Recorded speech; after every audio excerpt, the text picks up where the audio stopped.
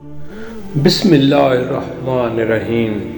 صحیح بخاری کتاب علم کا بیان، باب مناولہ کا بیان اور اہل علم کا علمی باتیں لکھ کر دوسرے شہروں کو بھیجنا۔ حدیث نمبر 64۔ عبداللہ بن عباس رضی اللہ عنہ نے بیان کیا کہ رسول اللہ صلی اللہ علیہ وسلم نے ایک شخص کو اپنا ایک خط دے کر بھیجا اور اسے یہ حکم دیا کہ اسے حاکم بحرین کے پاس لے جائے۔ بحرین کے حاکم نے وہ خط کسریٰ شاہ ایران کے پاس بھیج دیا۔ جس وقت اس نے وہ خط پڑھا تو کر ڈالا۔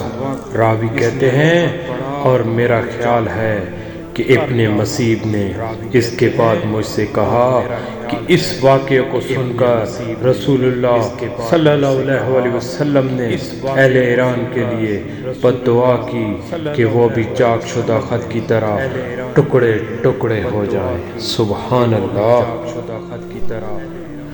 صحیح بخاری کتاب علم کا بیان، باب مناولہ کا بیان اور اہل علم کی علمی باتیں لکھ کر دوسرے شہروں کو بھیجنا۔ حدیث نمبر 65۔ انس بن مالک سے روایت کرتے ہیں کہ انہوں نے فرمایا کہ رسول اللہ صلی اللہ علیہ وسلم نے کسی بادشاہ کے نام دعوت اسلام دینے کے لیے ایک خط لکھا یا لکھنے کا ارادہ کیا تو آپ صلی اللہ علیہ وسلم سے کہا گیا وہ بغیر مہر کے خط نہیں پڑھتے، یعنی بے مہر کے خط کو مستند نہیں سمجھتے۔